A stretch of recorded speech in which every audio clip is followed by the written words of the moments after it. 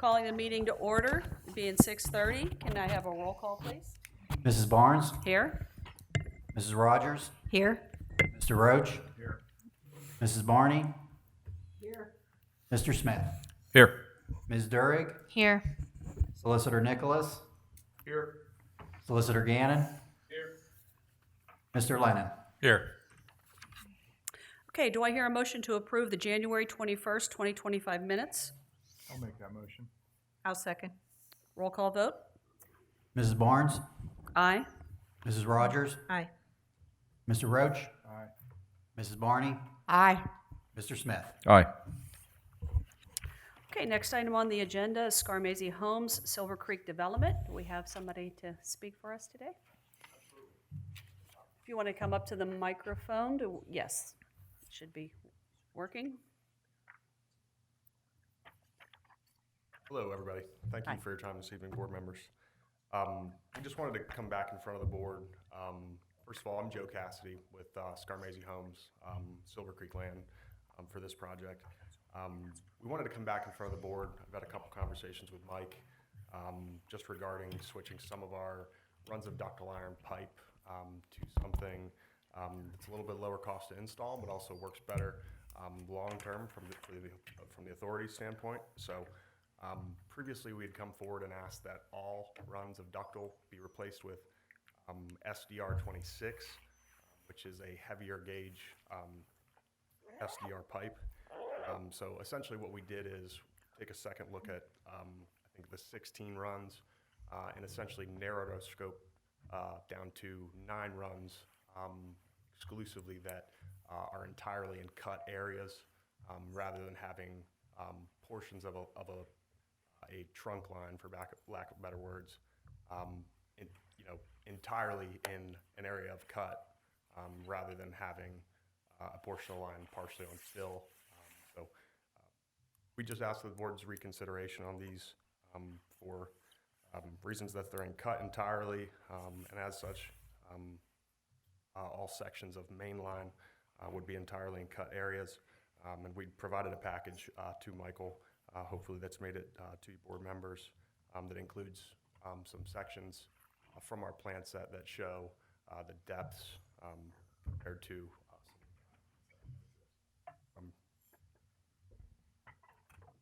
that's all. Okay, thank you. We did receive the package from Mr. Zrenchek. Mr. Lennon, have you reviewed the information? I have. Recommendations? I mean, recommendation, it's in your rules and regs to require ductile iron, technically speaking. It would take a modification to your rules and regs for these type of installations. The depth's not excessive. And being in fill, it's, I guess within PVC pipe guidelines for installation. Okay. It's been enforced on previous developments that if you did want to do something, I'd recommend consideration. Okay. Mike, recommendation? Based on what Larry said, again, I'm not against it because he did, what they resubmitted is it's not in the fill areas where, we want to make sure that we don't have issues. It's in the cut areas. It's less than the depths because it's anything 15 foot or over that we require the ductile iron. These are all segments that are under. Based on the guidance there and discussions with Larry, I'm okay with it as well because it just gives contractors another tool in their toolbox to use as far as what they're going to use for development, pipe. But the biggest thing is like Larry said, we would have to amend the current rules and regulations to add that to the list of acceptable materials and, what the rules and the guidance is for those depths. I'm okay with it. I agree with Larry. It's just now we have to go ahead and amend the rules and regs. Ramel, do you have anything to add on that?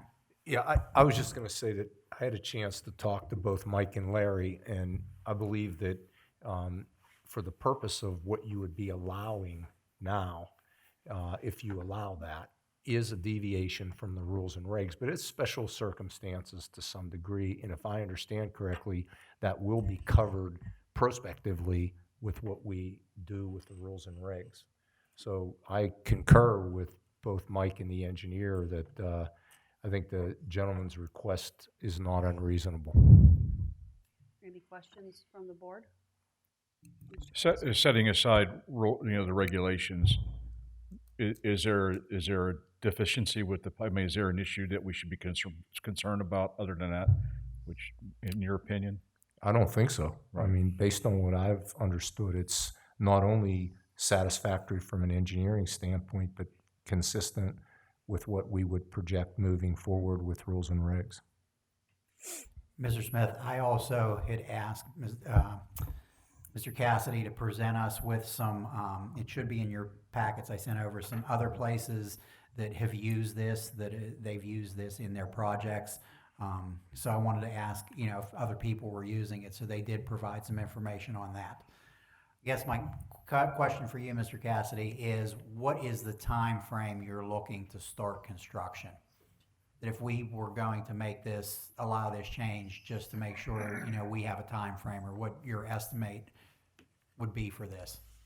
Yeah, I think for the sanitary system, at the earliest, we would be starting in May, timeframe wise. Okay, so it sounds like we have plenty of time for the Rules and Regs Committee to take a look at that, have that on the agenda for next month. We can absolutely do that, and if we need to submit, a formal request, modification, happy to do that. Okay, All right, very good. thank you. Thank you. Thank you. Okay, moving on to item number 5, the engineer's report. Mr. Lennon? Thank you. Okay, first project is the Village of Lawrence collection system contract. We did receive the remaining CCTV video, and we are reviewing that. I thought it was going to start to warm up, and once it starts to warm up, we'll get on them for the remaining punch list items for restoration, that type of thing. Wastewater plant contracts, a pretty productive month. They did complete a lot of work, and we are in the process of the biological startup in the treatment plant. Operations did hauling some sludge from the Miller's Run plant. Wasn't successful last week, had some issues. So we're going to try again this week. So they're getting ready to start pumping over Teodori, but got delayed by a week. It's cold. Bugs don't like cold. So we're going to try again. Unfortunately, it's colder this week, but we'll try a different strength this week and see if we can get it moving. He did submit partial payment number 20 in the amount of $260,593.36. We did attach that, and we do recommend approval of that by motion. As well, there is Penvest payment request number 21 in the amount of $295,577.25, and we also recommend that approval by motion. Under developments, Traditions of America, we are reviewing quantities for phase 6 and 7 bonding. Silver Creek, we did receive that submission that was just discussed. Mount Pleasant Sewer System, so we're scheduling an update meeting with the solicitor and the manager with Mount Pleasant to have another meeting with them. Clifford Road Low Pressure Sewer Extension. So last month, a resident had attended with his engineer proposing a grinder pump to pump to a manhole with a force main that would remain private for the time being, but could be shared with other residents, at what time it would have to be dedicated, was their proposal. They did submit a plan. It does appear to be feasible. I do know there's some discussions of grinder pumps for the rules and regulations. I think we could roll that into that discussion on how we approach that. But from what they've submitted, it is feasible, and it is much less cost than a railroad bore for a gravity line, because that's what it would require for just that house to get to the gravity line on the Miller's Run line. Okay.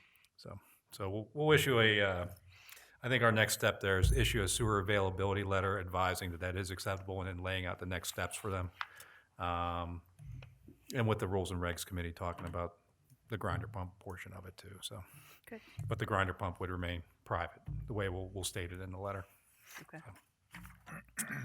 FLIR plan and Ridgeview sewer evaluation, so we are working on the key map right now and start preparing the contract documents for bidding of the CCTV contract.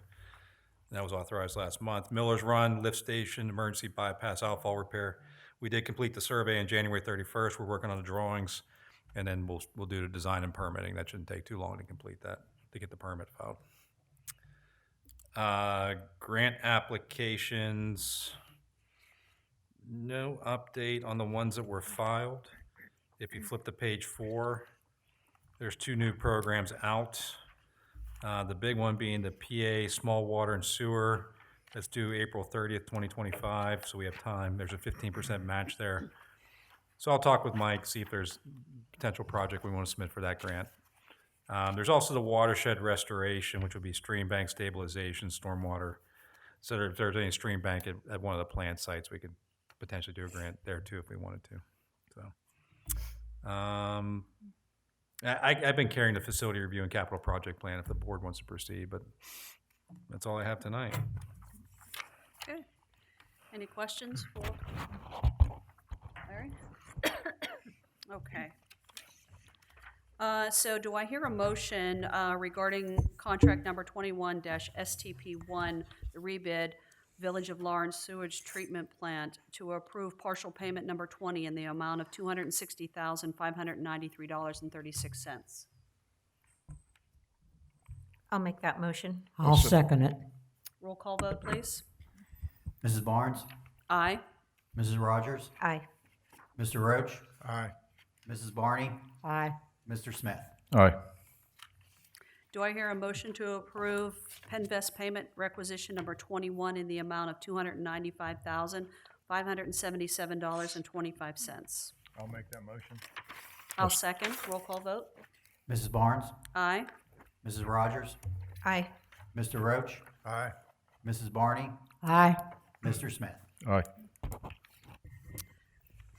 Okay, thank you very much. We'll Thank you. move on to the solicitor's report. Mr. Nicholas. Okay, thank you. Just a few items to highlight. The Rules and Regulations Committee met. We had addressed some items moving forward. I circulated 2 pages of paragraphs that would be relevant when we would get to a point of adopting more of the changes of the rules and regs. And both deal with grinder pumps, one in the context of new construction, the other in the context of Lawrence. No action for that this evening, just informational. Also, the board will recall that we had prepared changes to the rules and regs that required the township's action. Mr. Gannon from our office has been following that. He created that language and sent it over to the township. I understand that they advertised, but they haven't set it on the agenda until March. I believe it'll be voted on at the March agenda, and that was confirmed. Also, on the safety manual, Mr. Gannon had circulated some comments to both Brad and Craig, and Brad had some comments as well. And as we understand it, between this meeting and next meeting, we'll be meeting on that and be able to report more at next meeting.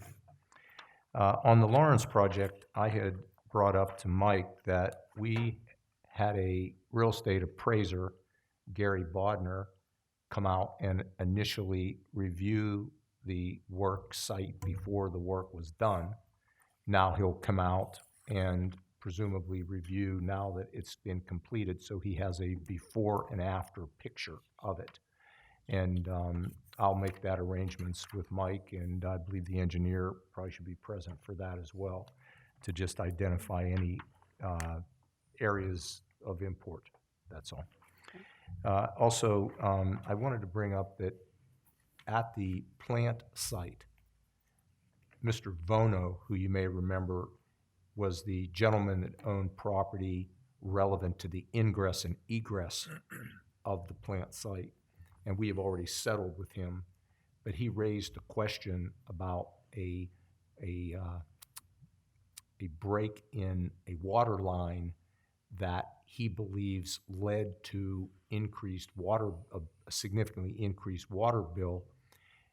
But there's question about whether or not the break he's referring to, which was caused by our contractor and apparently remedied, had anything to do with his excess water bill.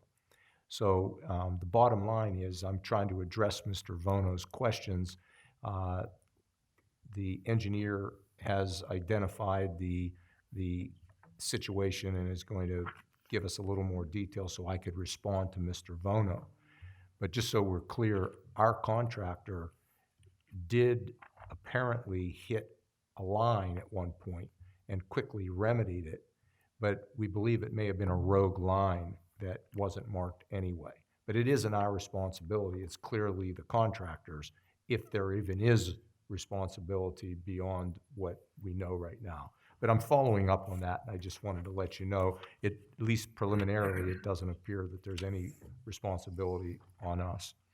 And the only other thing I would mention is that on the CHJA mediation, we just received word on Monday from Judge Benson's office that he has some dates in April that he would like to propose, and I'll follow up with everyone on that. But in the interim, we have circulated our list of issues attendant to the mediation settlement, and no response to that as of yet.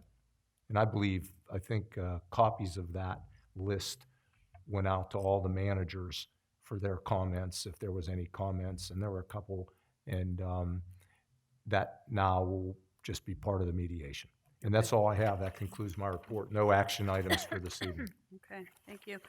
Will there be any other Cecil Township ordinance changes through the Rules and Regs Committee, or do we believe that that's, Unless Mike, Done. I don't see any, Pat, right away. I I don't mean, think since we there have are any. another month now till the, well, not Yeah. really, 2 weeks, till Cecil Township Board of Supervisors meets again, you know, Yeah. if there's any other changes. I don't don't think there think is so at the either. present time. Yep, Okay. not that we see. Pat, you agree? Nothing? Okay, I think the main priority, Mrs. Barnes, was getting the things that needed to be addressed for the Lawrence project taken care of first, and then we will, you know, as we find them, we'll address them as we go. okay, very good. All right, thank you, Mr. Nicholas. Move on to the business manager's report, please. All right, the financial reports for this month were for December 2024. Are there any questions? Nope. Right, on February 4th, I made a debt service payment in the amount of $65,802.56 for the 2016 bonds. This was to be paid on or before February 15th. A printout of this transaction was included in your monthly packet. We received a maturity notice for CD 00-130-13254. The new rates will be available on March 14th. Once I receive this, I will email the board to see how you all would want me to proceed. We received the 2024 financial audit punch list from our auditor. I have started getting together the items they are requesting for the audit. And then we have also in the office started putting together the address list with the owner's information for the new Lawrence premises. I looked up the addresses in the county to get the owner's name and mailing address, and our billing clerk also started putting together a mail merge, so when we're ready to send out the Ready to Connect letters, that information is ready to go. Okay, good. That's it. It looks like more items, maybe I'm wrong, but more items are being paid by ACH, and Yes. you're getting that under control, Yes. so less checks going out and As you can less, see.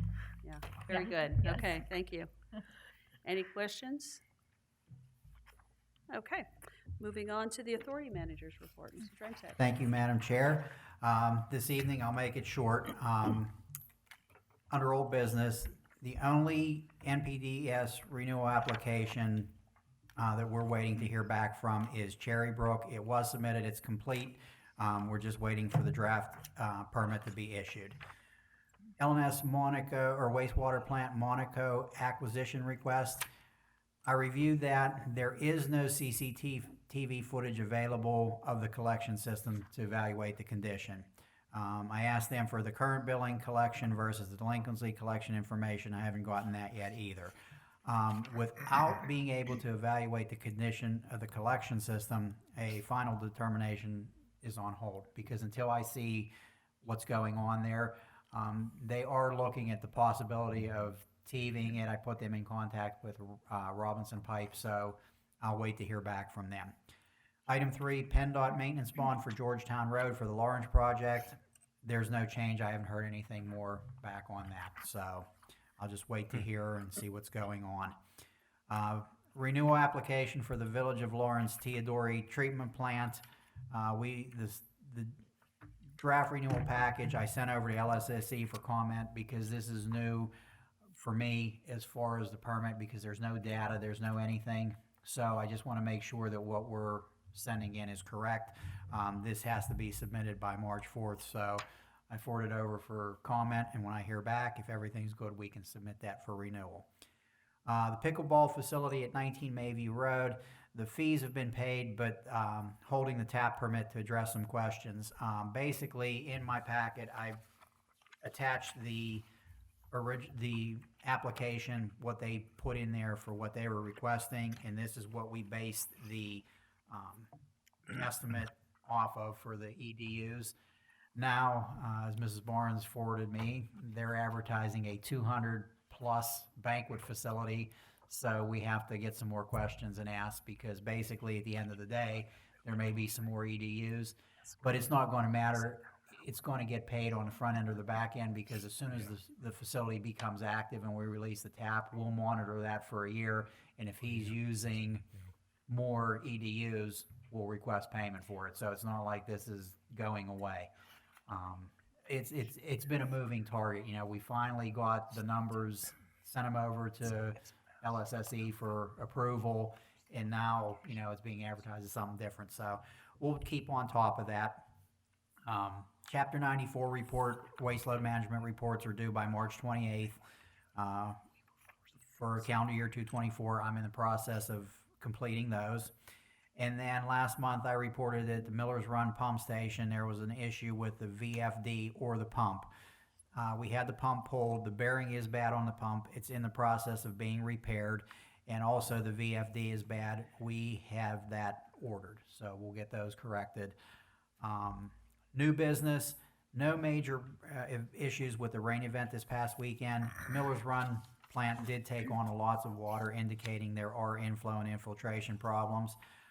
We also did have a couple issues with the control panel with the Miller's Run pump station during high flows. I need to get these resolved to make sure we don't have any service interruptions or unnecessary alarm call-outs. It seems like the way the panel is controlled now, as soon as it goes into backup mode, it doesn't give it time. It's just instantly, and then to reset it, you have to physically come out and reset it. So we need to take a look and make some adjustments there. Item 2 under new business, TOA. Mr. Lennon covered that in his report. I did send them a list of items that need completed before construction began. I forwarded them any drawings and the quantities just to confirm nothing has changed. Item 3, 38 Meadowcrest Drive. We were contacted. The homeowner was having some blockage issues. We determined that the lateral was not correctly installed during construction many years ago, which allowed for root infiltration. They had some plumbers out to make the necessary repairs for another issue they were having, and while they were out for that, we put a correct Y connection in. We also put a site T. So I am recommending that, you know, we issue the homeowner some relief towards this. In your packet, you can see, I sent you a picture of what the line looked like, and then you can see where the level is. You can see some of the roots that were in there. Like I said, it was just not properly done years ago. The homeowners were here this evening. They gave me a bill. I'm going to review the bill, and then I'll have a recommendation on the agenda for the March meeting. Okay. Item 4, I interviewed a candidate for the vacant operator position on February 13th. He did have a Class A subclass, or A Class E license, subclass 1, 2, 3, 4 certification, but it had lapsed. He worked at the East Washington Joint Authority for 20 years. He used Walt Oshinsky as one of his references. I'm going to follow up with the other two. He feels he can acquire the license again, but he does have lab experience. He does have collection experience. He worked a lot out in the collection system, some mechanical experience. So once I confirm, you know, his references, do a little bit more research, I'll have a recommendation for the March meeting. I attached his resume for everybody to review. Item 5, I would recommend the additional lab equipment for the new plant at Lawrence so we can help maximize the process control efficiency and then limit the operators running back to Miller's Run for the sample. The three big items that I'd like to get for that is a benchtop pH meter, a drying oven, and a vacuum pump. I did attach a quote, but I'm going to get more pricing, but I wanted to give everybody an idea of what it was going to cost. I think we can do better on the oven, and we might be able to do a little bit better on the pH meter, but I just wanted everybody to kind of see where we're at. I did set some money aside in the budget this year over at the new plant just in case we needed something, but I think it'll make sense, you know, that we can just do the process control there and not have to run back and forth. Yeah, And then just I'll- let us know if, what it falls out, if it's, the budget does Okay. not cover it. Okay. And then the last item is there is a class on May 22nd that I think would be beneficial for me to attend, and it'd be beneficial to the authority. It's just writing effective grant proposals. Cost is $150. I just think it's something else to take a look at to see if somebody can give us some tips and some edges, you know, that we can, you know, go after as much as we can possibly get, you know. Yeah. HR committee have discussed those things already, and so we approve that cost going forward. And that is all I have for this evening, and I will entertain any questions if anyone has any. Any questions? All right. So let's see here, we got a couple of motions, looks like. Do I hear a motion to approve the advertisement of construction code enforcement and inspections for Lawrence Project Connections service proposals? I'll make that motion. I'll second the motion. Roll call vote, please. Mrs. Barnes? Aye. Mrs. Rogers? Aye. Mr. Roach? Aye. Mrs. Barney? Aye. Mr. Smith? Aye. And do I hear a motion to approve the signing of the engagement letter with Mark Turnley, CPA, for the 2024 financial audit? I'll make that motion. I'll second. Roll call vote, please. Mrs. Barnes? Aye.